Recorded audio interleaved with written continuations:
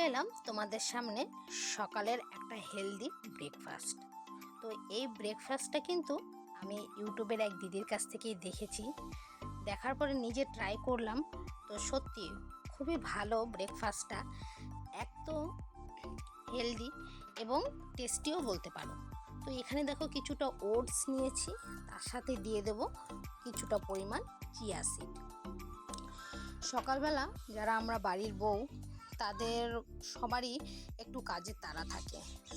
বাচ্চারা টিউশন যায়, কারো স্কুল যায়, হাজব্যান্ডরা ডিউটি যায়, বাড়ির আরও যারা সদস্য আছে তাদের চা বিস্কিট হ্যানা ত্যানা অনেক কিছু পরিষেবা দিতে হয়। সেখান থেকে সবার জন্য সব কিছু সময় মতো করে নিজেদের জন্য কিন্তু আলাদা করে একটু হেলদি একটু হেভি ব্রেকফাস্ট করা হয় না। তো সেক্ষেত্রে রাতের বেলা আমরা আমাদের খাওয়া দাওয়ার পরে যখন শুতে যাব, তখন কিন্তু সকালের জন্য এই ব্রেকফাস্টটা রেডি করে রেখে যেতে পারি। তাহলে হয় কি, সকালবেলা আমাদেরও সময় মতো ব্রেকফাস্টটা করা হয়ে যায়। যারা ডায়েট করে, ডায়েট করার মানেই কিন্তু খালি পেটে থাকা না। ডায়েট করার মানে হচ্ছে সারা দিন তাকে কিছু না কিছু খাবার খেতেই হবে, সেটা তাকে বুঝে খেতে হবে যে সে কি খাচ্ছে, কতটা পরিমাণে খাচ্ছে। তো সেখান থেকে এই ব্রেকফাস্টটা আমার ভীষণই ভালো লেগেছে। আমি এই ব্রেকফাস্টটা রাত্রেবেলা তৈরি করে রাখি, সকালবেলা উঠে আমি খেয়ে নিই। কারণ আমারও সকালবেলাটা কোনো ব্রেকফাস্ট হেভি ব্রেকফাস্ট তৈরি করে খাওয়া হয় না, খুব ব্যস্ত থাকি সকালবেলাটা সেই জন্য। কিন্তু সকাল সারা রাত আমরা যা কিছুই খাই না কেন, সকালবেলা কিন্তু আমাদেরকে একটু টাইম মতন একটু হেভি ব্রেকফাস্ট করা উচিত। কারণ সারা রাত আমরা ঘুমিয়ে থাকি, আমাদের খাওয়া দাওয়ার একটু ঠিকঠাক হজমও হয়ে যায়, সকালবেলাটা কিন্তু খিদে পায়। সকালের ব্রেকফাস্টটা যদি আমরা সেই 11টা-12টার সময় করি, তাহলে কিন্তু সেটা একদমই শরীরের জন্য ভালো নয়।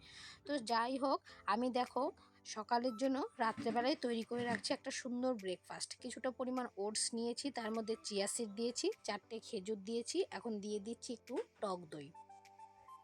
টক দই তো আমাদের শরীরের জন্য খুবই ভালো জানো। তার মধ্যে দিয়ে দিচ্ছি 2 চামচ দুধ। চিয়া সিড কিন্তু আমি 3 চামচ, সরি, ওটস কিন্তু আমি 3 চামচ নিয়েছি।